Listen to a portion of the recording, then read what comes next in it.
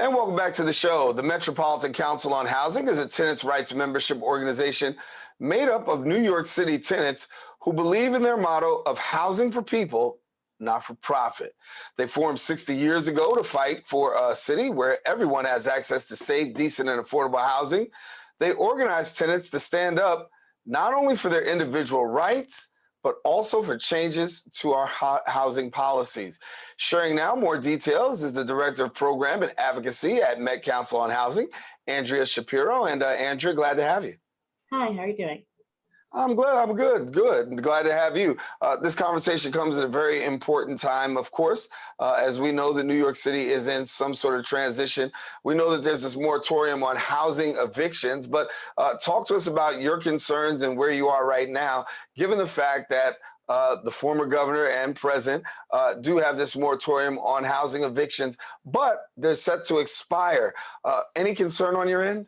Yes, so just so everyone watching knows, the moratorium in New York has some problems with the Supreme Court.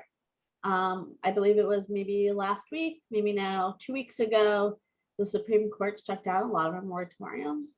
So lots of people filled out hardship declarations, which is how we were supposed to get our eviction moratorium in New York. You filled out a declaration, you send it to your landlord or the court, and you're protected from eviction.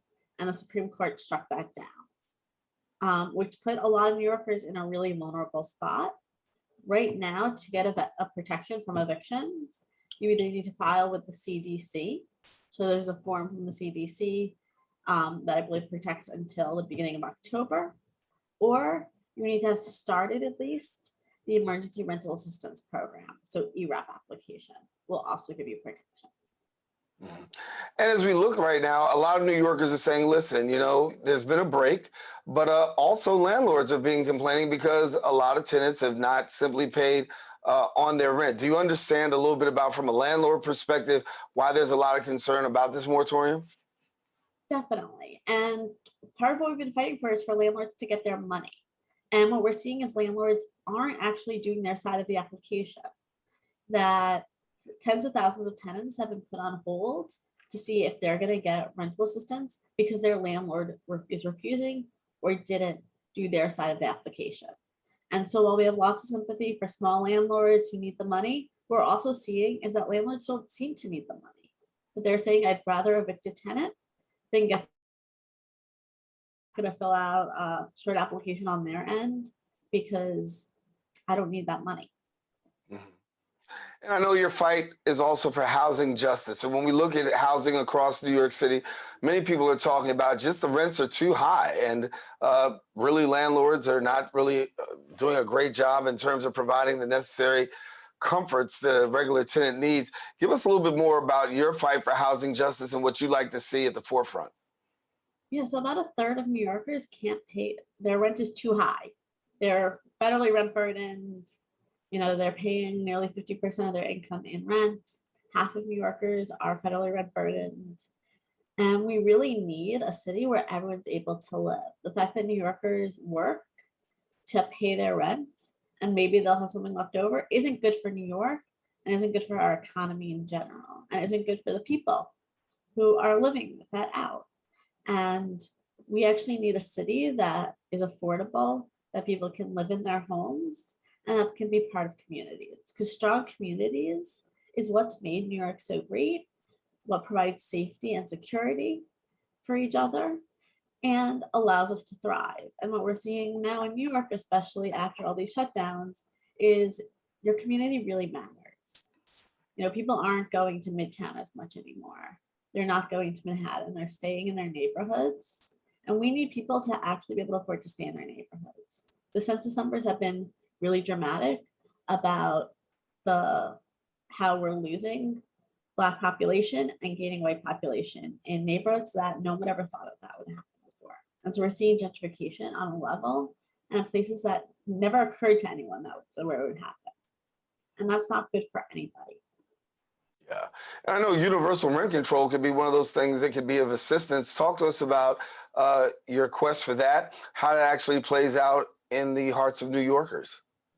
Sure. So in 2019, New York State's rent regulations were set to expire. And we put forward a really dramatic platform of 9 bills to fix the regulation system in New York City that had been long since destroyed by both former Governor Cuomo now and governors before him. And I'd say the Bronx was really important in that fight and being able to change who is in our legislature. So it really does matter who we vote for our state Senate and Assembly, because they control New York City's housing. We were able to dramatically change the rent regulations in New York City, where people no longer have to worry about deregulation. A lot of the ways that landlords can raise regulated rents were changed, as well as our brothers and sisters upstate can now opt into the rent regulation program, which has meant a lot for New York City.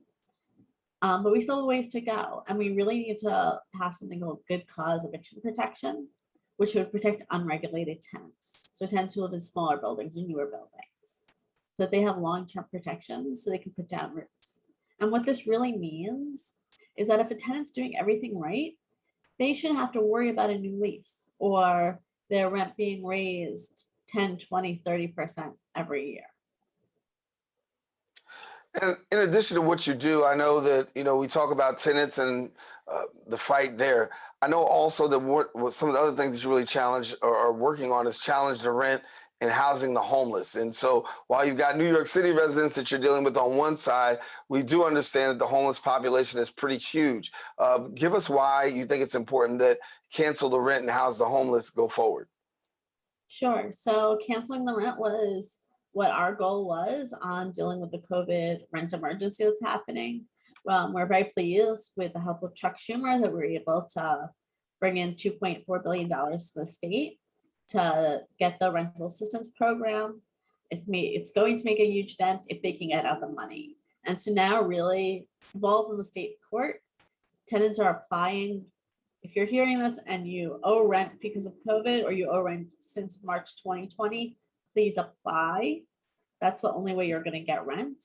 And then we know that lots of New Yorkers have become homeless, are homeless, and they're part of our communities. They're our friends and our neighbors. And sometimes we don't think of it like that. We think that only someone who sleeps on our street corner is homeless. But in reality, if you had to move in with a friend, if you have multiple adults living in an apartment that aren't related, we all know someone who's sleeping on a couch somewhere.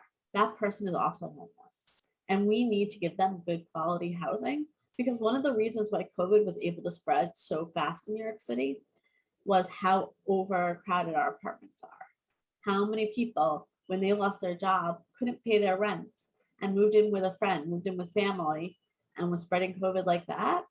And we need to prevent that from happening in the future. We need to give people good quality housing, because that makes people healthy, makes people safe, and it's really important for our kids. A huge number of New York City students are homeless, and they change schools every few months. They don't have a good place to do homework. They don't have a quiet place to learn. And if we want our kids to thrive, if we want our society to thrive, we need to make sure that we're providing a stable home, because that affects all the quality of life, all the way we live our lives. Any concern on your end, given the fact that we talk about this homeless population, that we could see homeless numbers spiking up if this moratorium goes into effect, and a lot of people could face possible eviction? Yes, definitely. We are already seeing that homeless numbers are going up, that people are doing something called self-evicting. So they get the word they're going to be evicted and they leave. We really want to encourage people not to do that. There's lots and lots of protections in New York City around evictions. There is money out there to get rent. If you don't qualify for one program, there might be another program out there for you. So anyone watching, if you hear someone getting evicted, you see a notice, your landlord mentions the word eviction, you owe rent, you're worried about eviction, please call someone. Your elected official, your city council member, your state representatives, a social service agency in your area, even your church can often help you get the right answer and help. Well, Andrea, thank you so much for joining us. Certainly, we're going to get people tapped into your organization as well. But we want to thank you for being with us here on Open. Thank you so much. All righty. Well, listen, if you want more information that Andrea was talking about, don't hesitate to visit their website at metcouncilonhousing.org and then follow them on Instagram at Twitter at met_council. We want you to stay with us because we do have more show. Don't go anywhere. Open's continuing right after this.